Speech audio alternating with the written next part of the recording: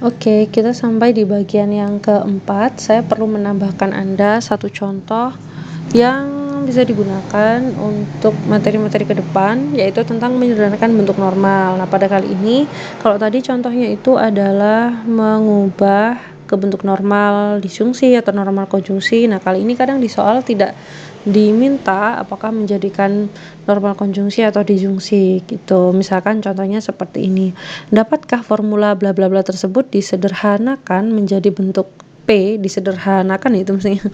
Disederhanakan menjadi bentuk P dengan menggunakan teknik normalisasi. Artinya Anda tidak diminta menjadikan bentuk normal apa atau apa gitu, tapi sederhanakan menjadi bentuk P, bisa nggak gitu dengan menggunakan teknik normalisasi. Teknik normalisasi itu gimana ya, yang tadi runtut ke bawah itu gitu, yang dinormalkan itu, yang pakai hukum-hukum itu gitu ya. Nah, sini kita coba misalkan B maka Q dan Q maka R dan R. Sekarang kita coba kita sederhanakan dengan teknik normalisasi seperti biasa. Karena kita menggunakan teknik normalisasi berarti prinsipnya adalah menghilangkan tanda implikasi dengan mengubahnya ke bentuk yang lainnya. Kebetulan di situ ada dua tanda implikasi, boleh dirubah satu persatu, boleh diubah bersamaan karena di situ ini kedudukan tingkatannya sama. Artinya ini kan dalam kurung siku, ini juga dalam kurung siku gitu ya.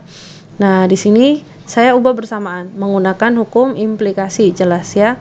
Di sini saya ubah menjadi negasi P disjungsi Q, yang belakang negasi Q disjungsi R. Jelas ya, pakai hukum implikasi, yang lainnya tetap. Selanjutnya, nah di sini kita bongkar menggunakan sifat distributif. Di sini ini kan sebenarnya sudah normal ya, tapi kan kita mau disederhanakan. Sedangkan di sini ini operatornya konjungsi, disjungsi gitu. Kita mau menyederhanakan menjadi bentuk yang paling sederhana, maka ini saya bongkar.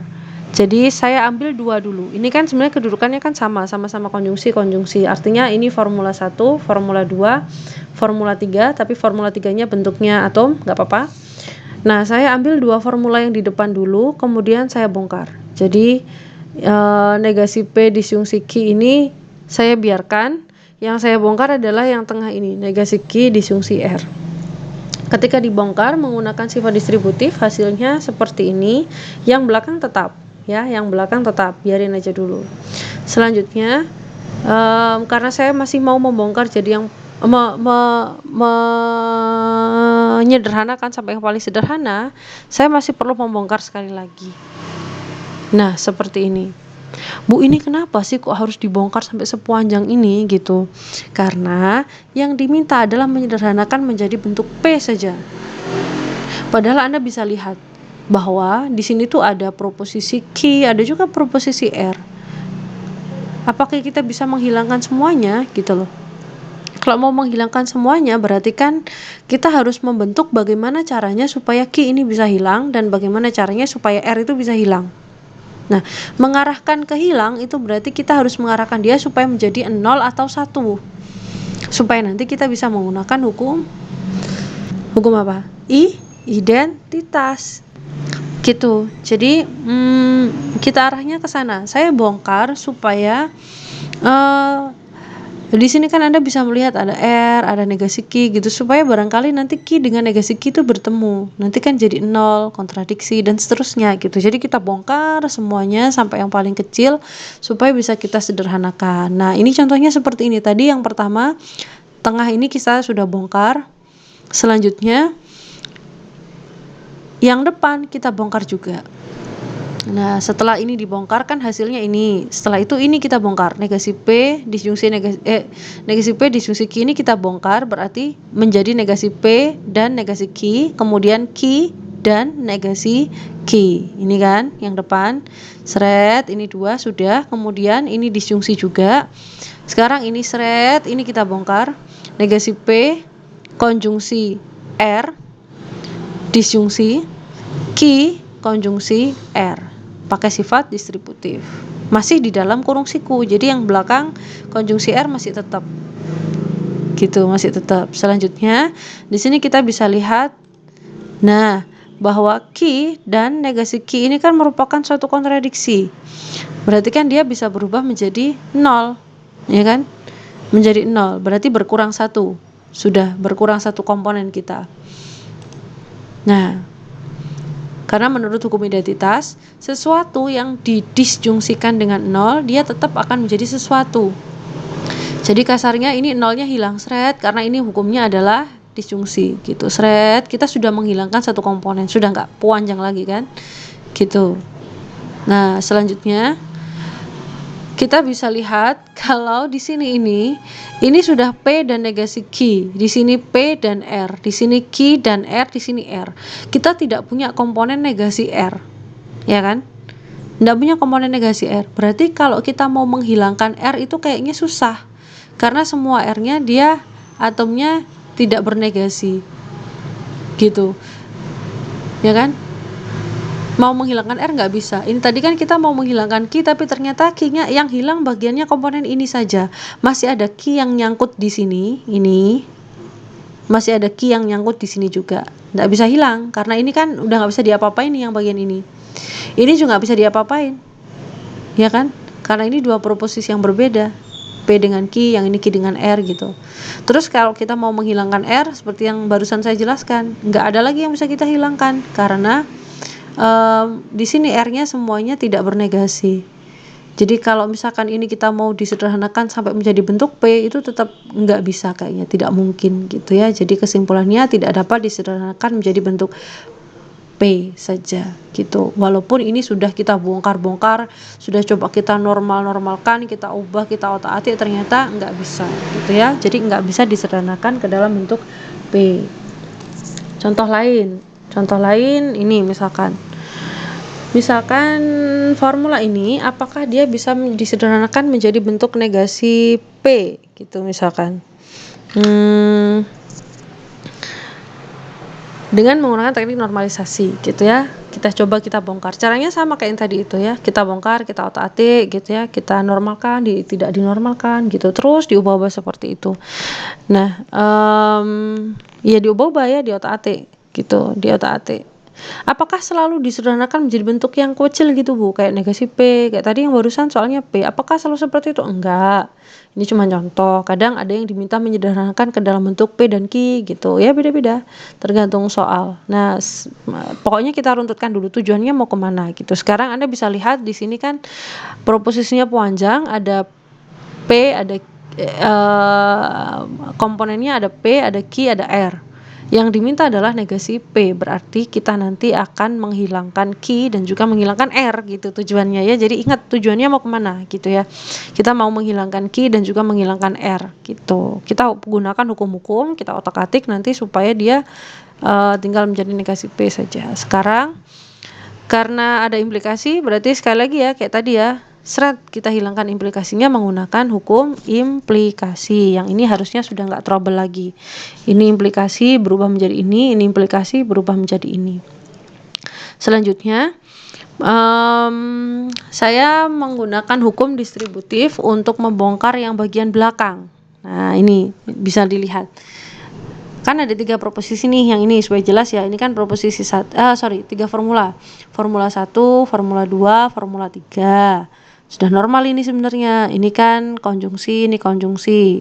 Yang di dalam formula dia disjungsi. Berarti statusnya ini sebenarnya adalah normal konjungsi ini di sini. Ini ya statusnya gitu.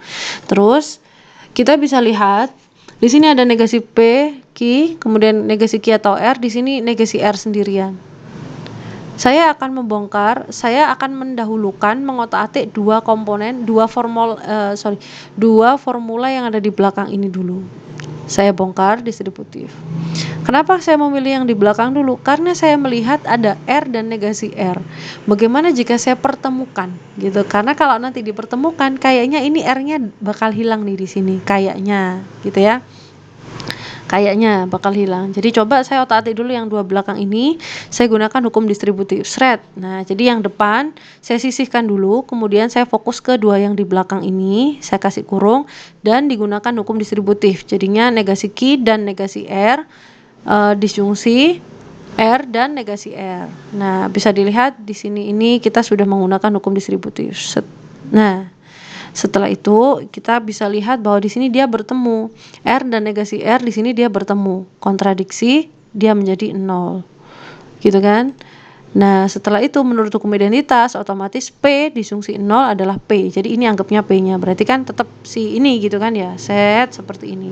Ternyata setelah kita bongkar masih tetap ada R yang nyangkut di depan sini ini. Masih ada R-nya kan? Padahal tadi kan harapan kita kan bisa menghilangkan si R-nya gitu. Tapi ternyata masih ada. Oh ya nggak apa-apa wes. Tapi setidaknya kan sudah lebih sederhana karena tinggal dua ini gitu kan, dua formula.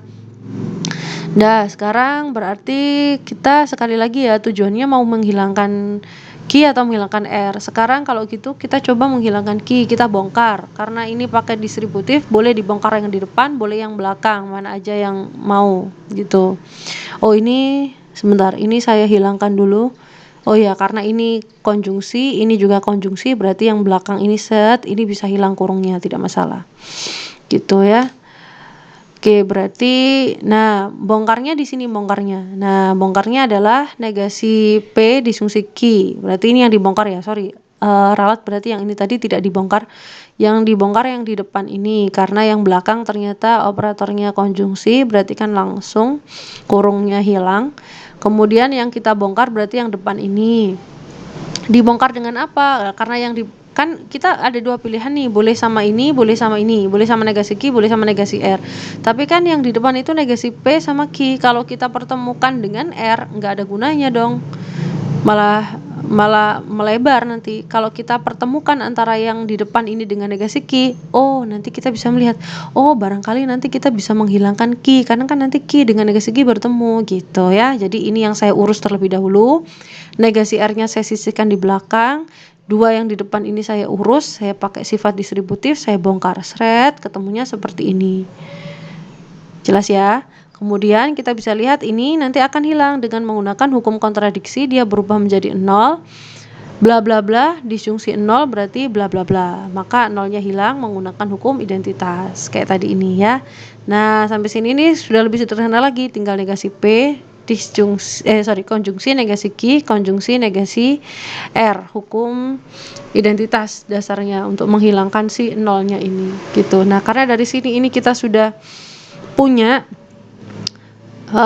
komponen dan ternyata ini operatornya sama dalam satu baris, berarti kurungnya bisa hilang. Nah, kurungnya bisa hilang.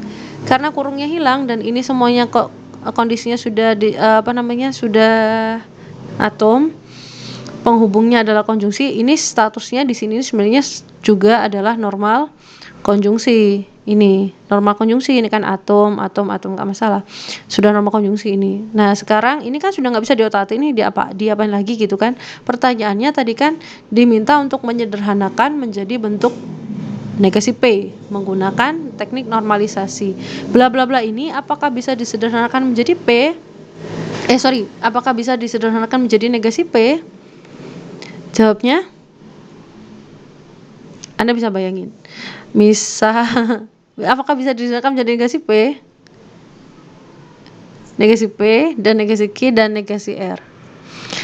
Masih ingat ya bahwa hukumnya hukumnya konjungsi itu dia baru bernilai benar kalau masing-masing komponennya bernilai benar. Jadi kalau ini saya ambil, kalau ini saya sederhanakan negasi P-nya saja, kita bisa menggunakan hukum yang namanya simplifikasi. Ini belum ada tadi di teorema ekuivalensi. Simplifikasi. Jadi negasi P dan negasi Q dan negasi R boleh saya simplifikasi ya, bukan simplikasi, simplifikasi menjadi negasi P saja. Kenapa? Karena ini semuanya ini bernilai benar. Ini benar. Menurut hukum konjungsi kan ini jelas bernilai benar, ini jelas bernilai benar, ini jelas bernilai benar. Maka kalau saya ambil negasi P-nya saja ini juga bernilai benar. Hukumnya adalah simplifikasi. Simplifikasi belum tertera di teorema. Nanti kita akan bahas hukumnya di metode pengecekan kevalitan argumen. Ada di pertemuan mendatang gitu. Jadi sebenarnya kesimpulannya ini dia dapat disederhanakan menjadi bentuk negasi P gitu. Jadi antara 3 komponen ini kalau dia terhubung oleh tanda konjungsi itu boleh diambil salah satu, boleh negasi P-nya, boleh negasi Q-nya, boleh juga negasi R-nya. Menggunakan apa dasarnya? Hukumnya namanya hukum simplifikasi. Nanti akan dijelaskan di bagian pertemuan selanjutnya, insya Allah itu kita akan ketemu secara luring untuk materi pengecekan kevalitan argumen gitu ya. Jadi saya berikan Anda 2 contoh ini saja. Insya Allah nanti kita akan tambahkan beberapa detail yang lainnya. Semoga ini bisa memberikan Anda tambahan informasi mengenai bentuk normal sekaligus membiasakan Anda menggunakan hukum-hukum teorema ekuivalensi yang nantinya insya Allah akan bermanfaat untuk Anda ke depan gitu ya. Insya Allah kita ketemu di pertemuan luring minggu depan. Semoga kita semua direzekikan dengan kesehatan, dengan kekuatan, dengan segala daya upaya sehingga bisa berkuliah secara offline minggu depan gitu ya. Sekian untuk materi pertemuan ke-6 saya cukupkan. Sekian, silakan melakukan tanya jawab di ruang diskusi seperti biasa. Saya tutup. Wassalamualaikum warahmatullahi wabarakatuh.